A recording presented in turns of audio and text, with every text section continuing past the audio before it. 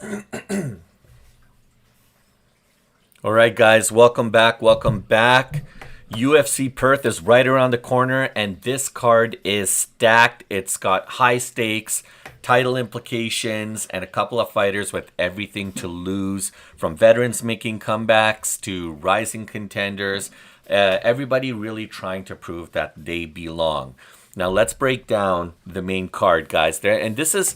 There's some important things that just actually happened and things that I need to bring you guys up to speed. But before I start, welcome back, family. Welcome to Duality 7X. I'm your host, Shiraz. And if you're new here, we cover all the biggest stories in the MMA, UFC, the WWE, and boxing.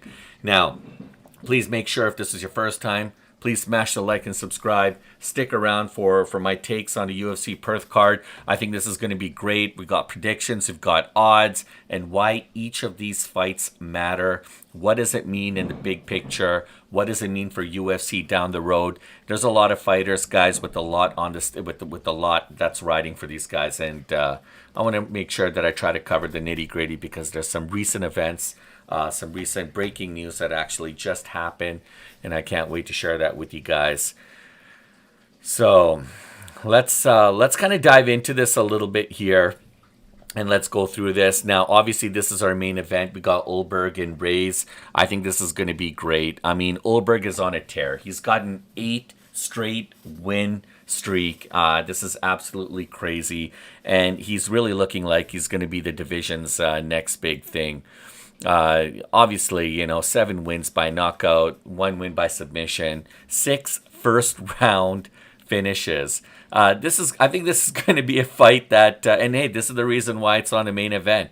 And I think he's definitely he's a guy that he's been clawing his way back after some very, very rough years, and to have 3 KOs in a row just proves how dangerous this guy still is.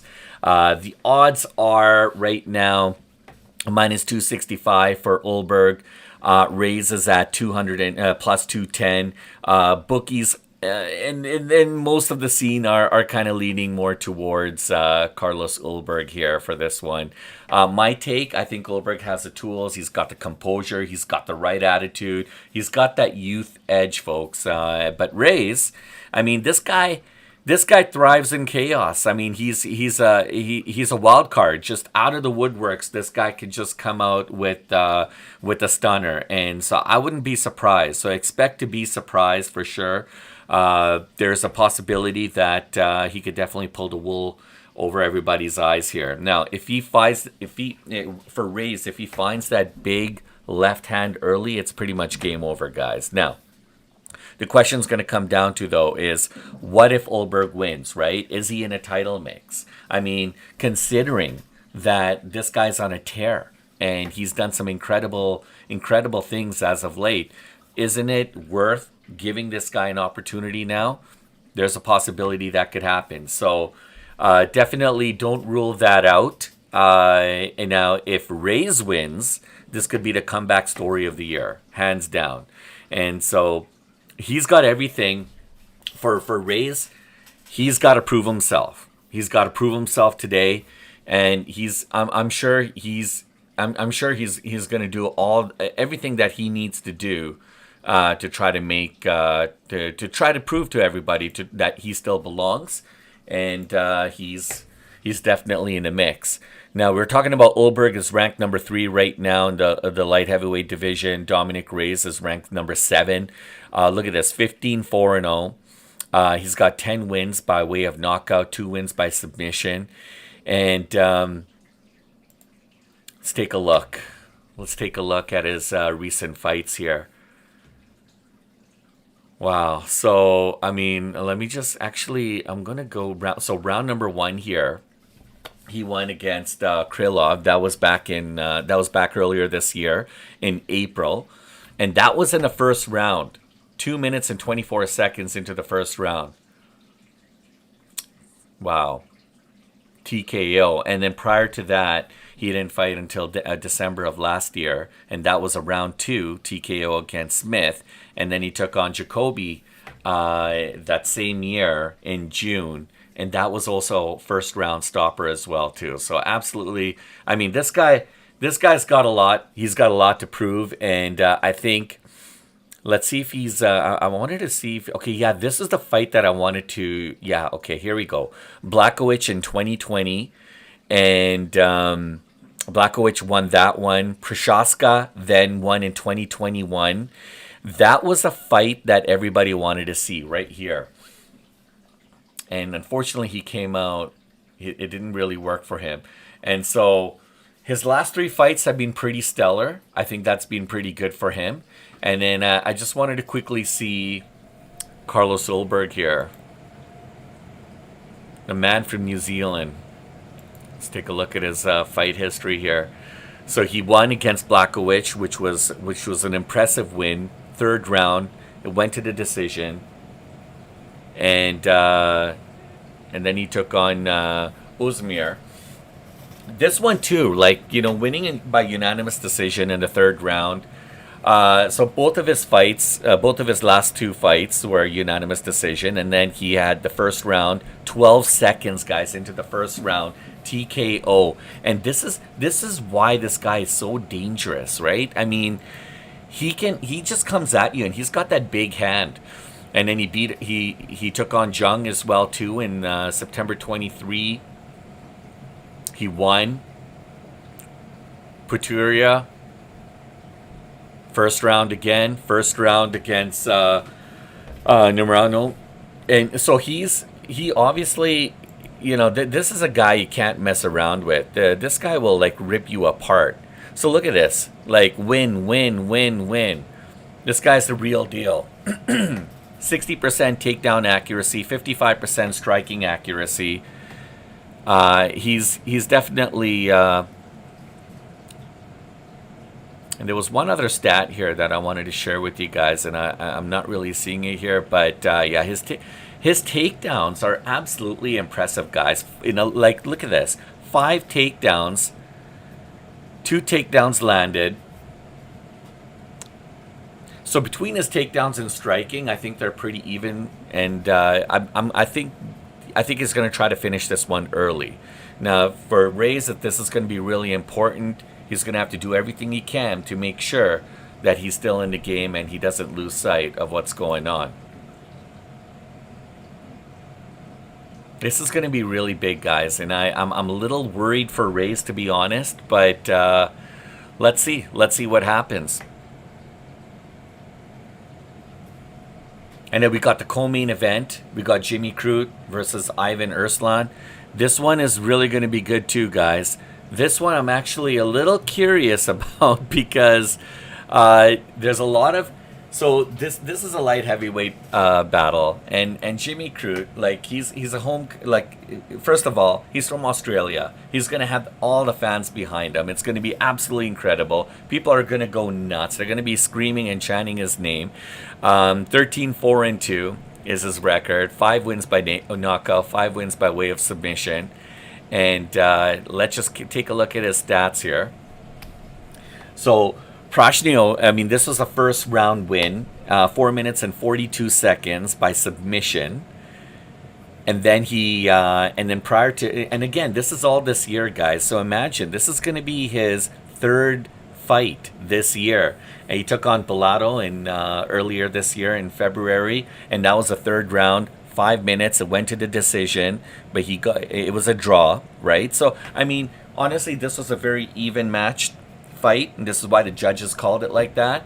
It would have been nice if he got the win, but I think he had the slighter edge in that. And then he took on Menfield in 2023. So there was a little bit of a layover for him, and he lost in that one. And that was a rematch, actually, because earlier that year, it was a draw, and because it was such a good fight, UFC wanted to see these guys dance again, but Menfield got the victory in that one. Yeah, so this is going to be pretty interesting as well too. I'm not surprised, honestly. I think with the way this is going to go, I think Personally speaking, I think we're going to see we might actually see some upsets here. And look at the takedown accuracy, 52%, striking accuracy, 52%. Very, very even by that accord. Yeah, this is definitely going to be pretty interesting, guys. I don't know. I'd love to hear your guys' thoughts on this and tell me what you guys think. Yeah, I'm trying to see if there was another stat I was looking for Ulberg, but I can't seem to get that just now. Nonetheless, that's fine. I mean, it's going to be a good fight, and I'm excited. Can't wait to watch it. But I mean, you know, Ivan too. Ivan's one of those guys that you can't like. There's a reason. Obviously, this is a co-main event. This is one guy that you just can't take your eyes off of either, right? I mean, he's 14-5, and you know, Jimmy's come off of some losses, and then I don't know what's going on here with my internet, but for whatever reason, it doesn't want to show Ivan's stats. Here we go. All right. So 14-5-0, 10 wins by way of knockout, 1 win by submission. Let's take a look at his fight history. And so he took on Sterling. He lost to Sterling earlier this year. So this is a very, very big fight for him.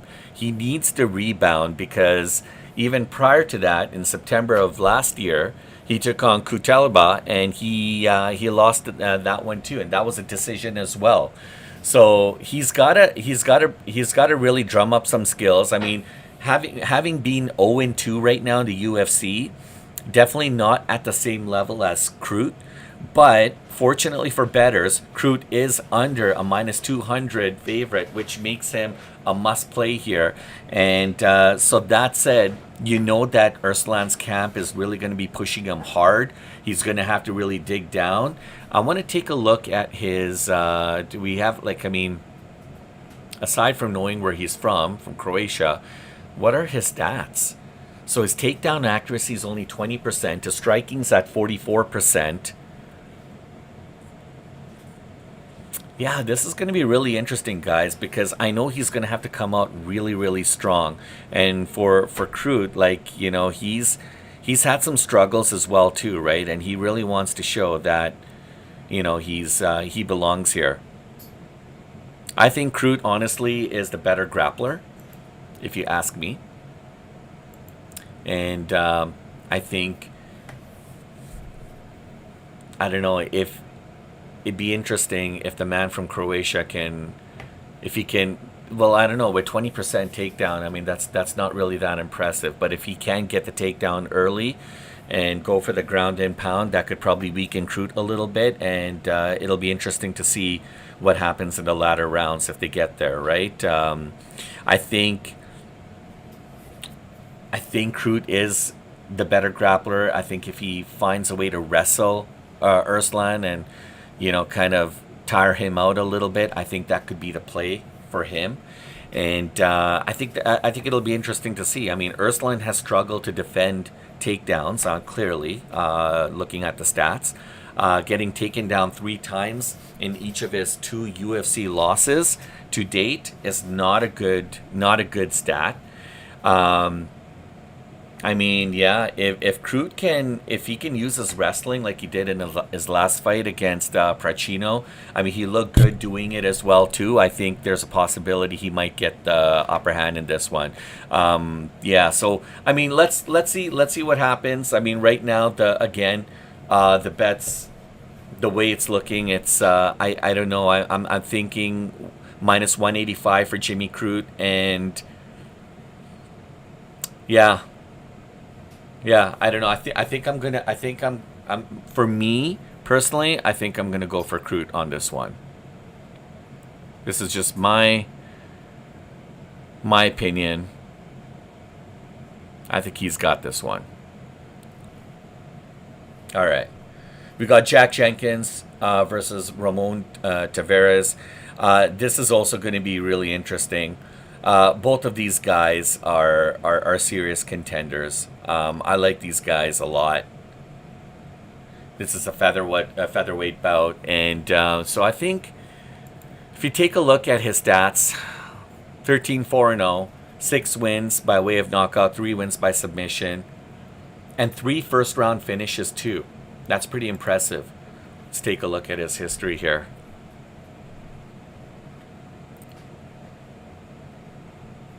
Oh, wow. So he lost against Santos in the 3rd round, and that was a submission. But he beat Burns, and that was in 2024. But his fight earlier this year didn't really go in his favor. And then in 2023, he took on Marshall, and he lost to that one as well too, and that was TKO. So both of his fights in 2023 and 2024 were by TKO. Yeah, and then he beat Jenkins. He beat Emmers, and then Shyness as well too, 2023. That's interesting.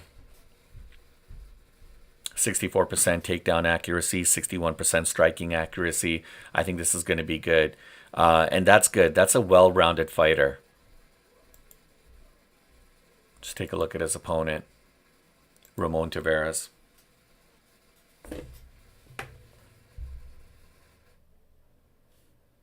I mean, this guy's... So, I mean, being 10-3, that's not bad. 5 wins by knockout, 3 wins by submission, 5 in the first round. So...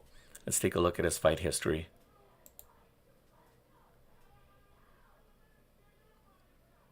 Yeah, so he lost against Grant. I wanted to see this one here. Just pulls me back to the same page here. And then he beat CD in 2024 as well too. Not a whole lot. 45% striking accuracy. Average fight time's about 8 minutes and 14 seconds. Yeah. Yeah, this is gonna be definitely another fight that I think I'm interested in watching. I mean, I don't really have a lot of info on these fighters, so I think I'm kind of curious. I want to see how this kind of plays out. But if you were to ask me,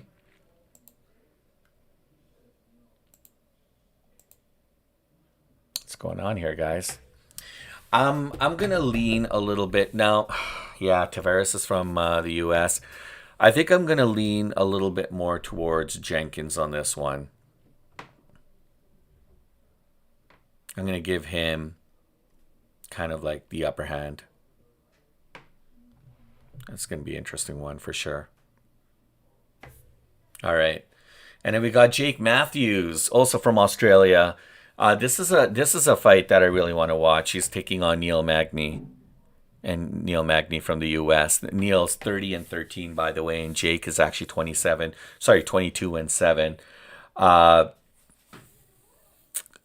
Yeah. This is one of those fights I don't know. It's going to be hard. Both Matthews and Magny are veteran fighters, okay? And this is what I was talking about. I mean, these are the kind of guys that have a lot to prove. They're both making comebacks, and they want to show that they belong in the UFC. Let's just quickly take a look at Matthews' history here, the tail of the tape. Look at this, 22-7, 30-14 for Magny.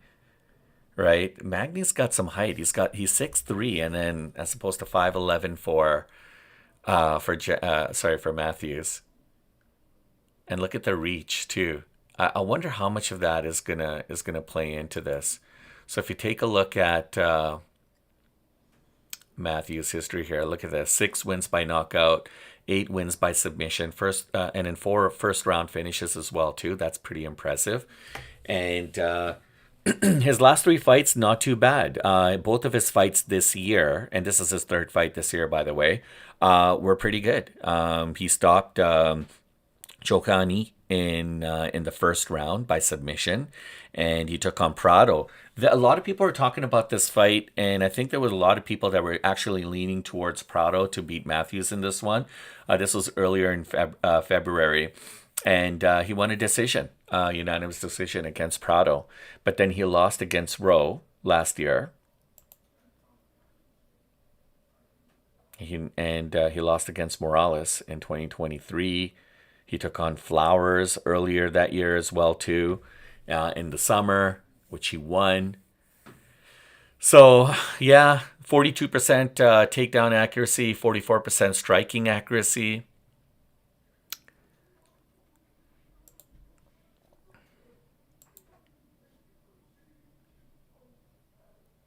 And for Neil, 9 wins by knockout, 4 wins by submission. Let's take a look at his history as well, too. So for Neil, he took on Dos Santos on August 2nd earlier this year. And that, too, he won. He won in round 2. And then he lost against Prates. And this was a big one, guys, November 2024. And that was in the first round. That was by TKO just before the round ended. And Prates was just punishing him. And then he just got the win. And then Morales took him out as well, too. First round TKO, August 2024. So, yeah, let's see. Machado. Yeah, this was a really good one, too. Yeah, I had Machado on that one, too. Mallet. Yeah, and then he beat Rowe in 2023.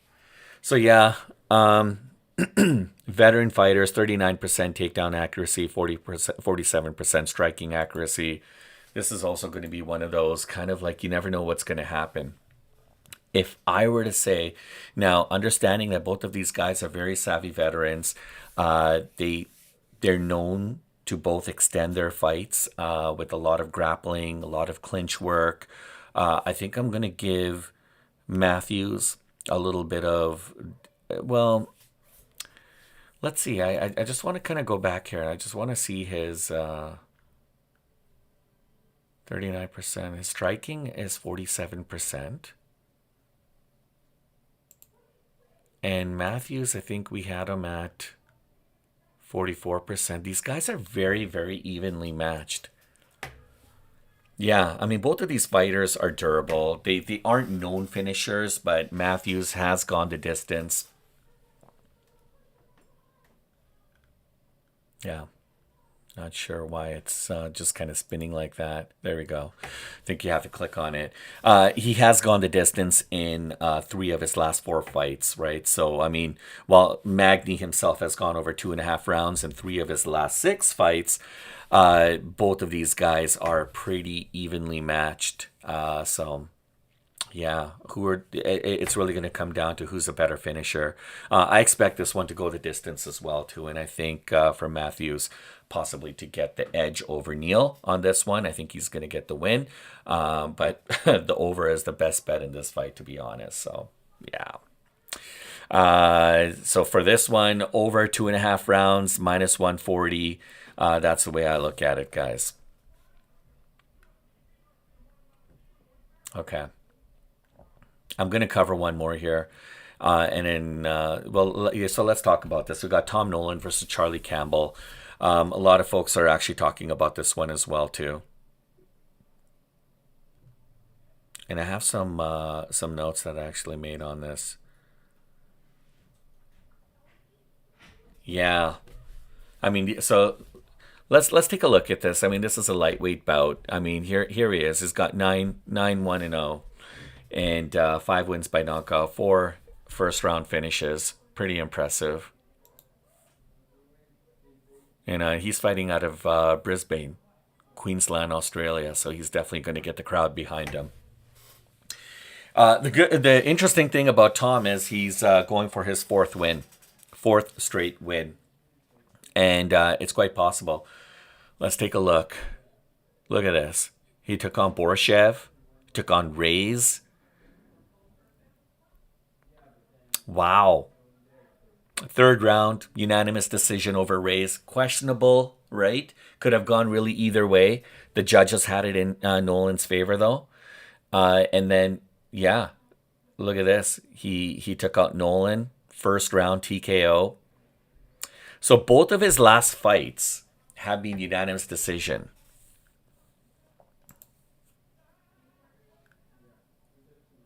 Yeah, and then Mata, he had the TKO over Nolan. Very, very interesting. So yeah, 13% takedown accuracy, 46% striking accuracy. This is one of those that I think Nolan is not going to go for. Uh, he's not going to try to take down his opponent in this case. He's really going to try to knock out Campbell. He's going to try to finish this as early as he can. So see a lot of stand up fighting in this one. I think this is going to be really, this is going to be this is going to be a doozy, guys. Let's take a look at Charlie. Charlie's from Nevada, by the way. Las Vegas, Nevada. 6 wins by way of knockout. 3 first-round finishes. 9-2-0. Let's take a look at his fight history here in the UFC. Actually, before I even get there, 40%, okay, takedown accuracy, 54% striking accuracy. So actually, his striking is slightly better than Tom Nolan's. And he doesn't have bad takedown accuracy as well, too. Let's take a look at this here. 22% clinch. So yeah, both of these guys are going to be, I think they're going to be leaning heavily towards our striking capabilities. His UFC fights, well, this is interesting.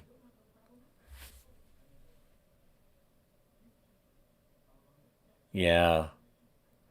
I mean, I don't know. I don't know. I mean, not bad, but I mean, to have a unanimous decision, in September 2024, and then you won by TKO in 2023. I don't have a lot of history on this guy. I wish he would have fought a little bit more, but I think the way this is looking, I mean, Tom Nolan, first of all, let's go to these guys' pictures, guys. Come on. Tom Nolan is known. He's a very powerful boxer. He's got quick hands, but so does Charlie Campbell as well, too, right? But the fact that he has, and I'm talking about Tom here, the fact that he was taken down twice on 5 attempts against a 37-year-old Alex Reyes in 2023, to me, doesn't really inspire a lot of confidence. This is, he's going to have to stand. Both of these guys are going to have to stand on their feet, more so for Tom Nolan, because his takedowns are very, very weak. And if he's being taken down by older fighters, that's not good. That's definitely not good. All right. That said, I think he's probably a better wrestler than Campbell. But then again, Campbell seems to have slightly better stats in that department. Now, as long as Tom can stay away. See, when it comes, he is a powerful boxer, but Charlie's got some pretty good hands as well, too. So when it comes toe to toe, I think both of these guys are going to have to rely on their striking capabilities. But I don't know if Tom really wants to go, if he wants to stand up against Charlie Campbell. He is a good boxer, but how good of a boxer is it going to be against Campbell? This is what everyone wants to know and everyone wants to see, right? A lot of people are saying that he shouldn't. He shouldn't fight with him. He shouldn't strike with him, sorry. He should try to stay away from a brawl. I expect the Cannibal, honestly, to bank rounds in a dominant position on the ground. So this is going to definitely be interesting. So the odds are on favorite for Campbell for this one. And I don't blame them. We got some really good prelims as well, too, guys. I always tell people, please don't ignore the prelims. This prelims doesn't mean for you to go and get your snacks and go talk with your friends and go run some errands and then wait for the main card. No, you want to watch your prelims as well, too. The prelims are going to start at 7 p.m. Eastern Standard Time, 4 p.m. Pacific. And the main card will start at 10 p.m. Eastern Standard Time, 7 p.m. Pacific. So I think it's going to be a great opportunity to get everybody to watch the prelims as well, too. Look, Navajo Sterling against Rodolfo Bellato. These guys are seasoned fighters. This is going to be a light heavyweight tilt. You don't want to miss this one. Ralston versus Petrosky. This is going to be interesting. And you got a crowd favorite here with Cam Ralston from Australia. And then you also got Malarkey from Australia taking on Bedoya from Peru. And this is, okay, so Colby Thickness and Josias Musasa. This is going to also be a good fight too as well. But look at this, Michelle Montag versus Luana Carolina. Now, Luana is ranked 15th in the women's bantamweight. I just want to click on her stats here real quick. Look, 3 wins by way of knockout, 1 win by submission, 2 first-round finishes. She is pretty good. Look at this. Out of her last 5 fights, she's won 3. So since 2023, she's been on a bit of a tear. Now, let's take a look. 38% takedown accuracy, 51% striking accuracy. She's a good fighter, guys. Not too shabby.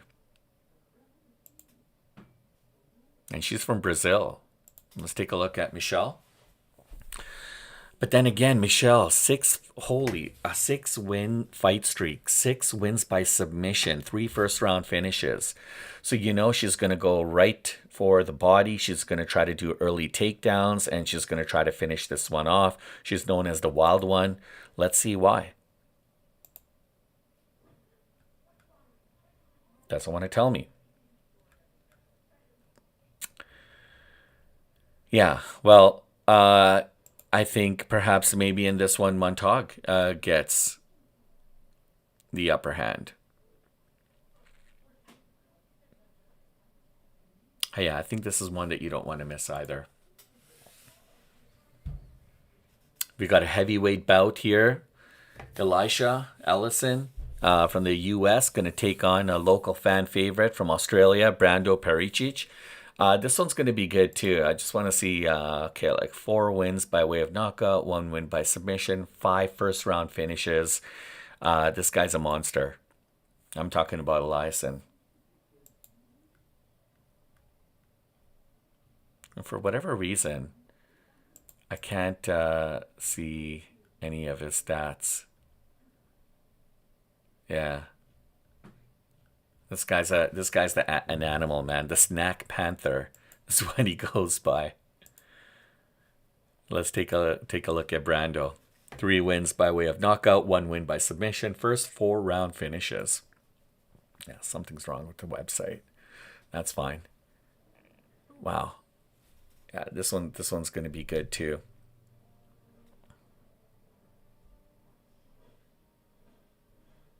I mean, these are kind of like your B tier kind of heavyweight fighters, not the explosive, heavyweight fighters that everyone wants to watch. And I'm not saying this is not going to be a good fight. I think this is going to be a stellar fight, guys, because obviously anyone on the prelims is going to want to show why they should be on the main card the next time around. That said, they have a combined. Between these two guys, they've got a lot of power, and they like to finish things off pretty quickly. So expect fireworks right off the bat. And then Luke Bunmi from Thailand. She's going to take on Tainara from Brazil. Luke Bunmi, she's ranked 14th. Look at this, 4-fight win streak, 1 win by way of knockout, 1 win by submission. And look at this. She's just on a tear, guys. Her last 4 fights, or shall I say her last 3 fights, she had the upper hand. And sorry, my apologies. That was completely wrong.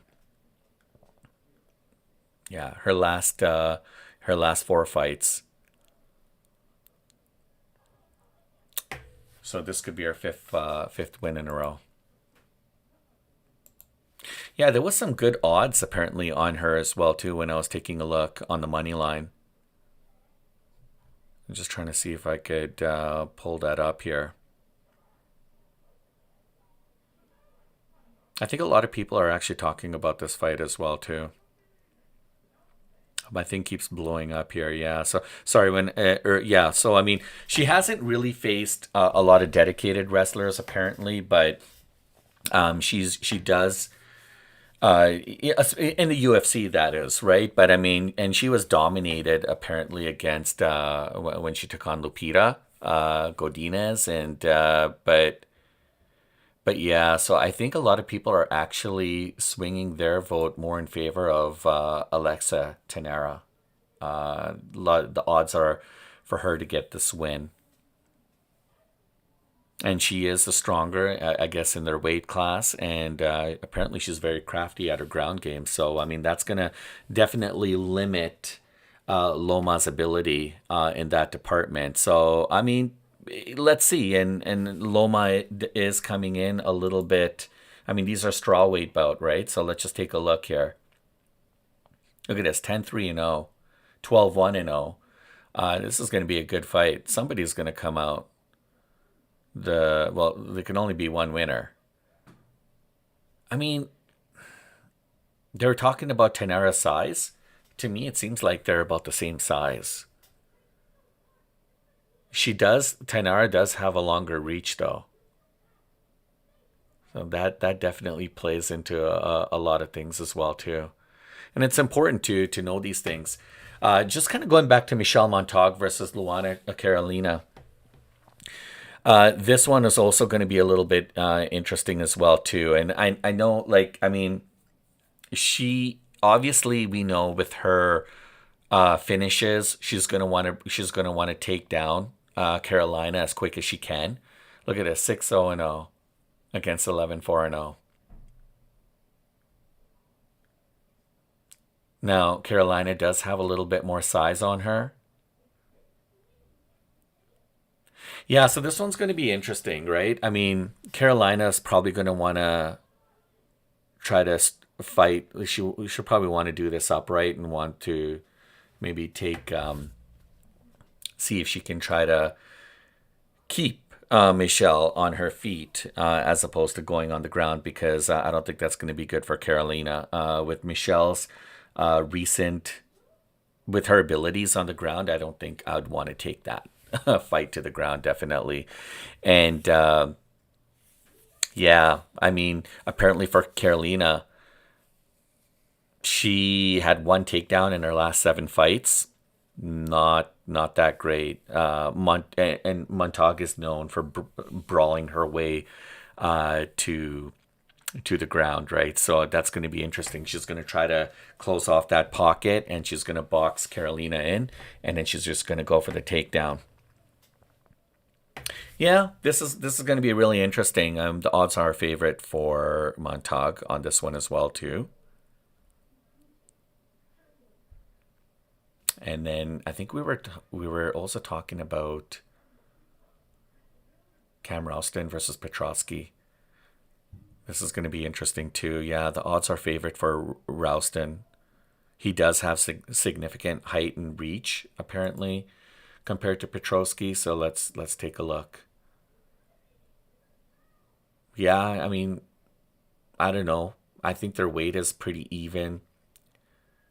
Cam Ralston's got about 2 inches over Petrosky. Nothing that significant. Ralston was taken down apparently get this guy's crazy whopping 10 times in a 2024 Contender Series fight. So yeah, very interesting. This is going to be this is definitely going to be one of those. I mean, again, the odds are favor for him to win this one, but anything can happen. It really can. I overall, guys, I'm really impressed. I think this is going to be a great card. I'm super excited about this, and I think There's a lot of there's unfortunately there was also another story that I wanted to quickly share with you guys.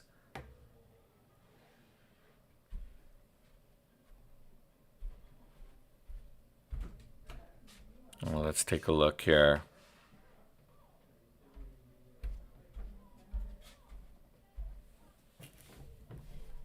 Yeah, Justin Tafa. He was supposed to be taking on Louie Sutherland, and unfortunately, he will not. This would have been good, guys, actually. But I'll tell you. I'll tell you the latest news. Justin Tafa, and his brother both had to pull out of this fight, and so that's a huge blow, a huge blow, and it's not good. And unfortunately, because it's last minute, we're not going to be able to see Sutherland fight anyone else. But anyways, guys, I think it's going to be a good card all around. I'm super excited about this one. I'd love to know your thoughts on this. And so drop your thoughts and comments below. And perhaps we'll chat about this maybe later tonight after the fight. If not, definitely tomorrow. Thank you, guys. Have a great one. Enjoy the fight. We'll talk to you guys later.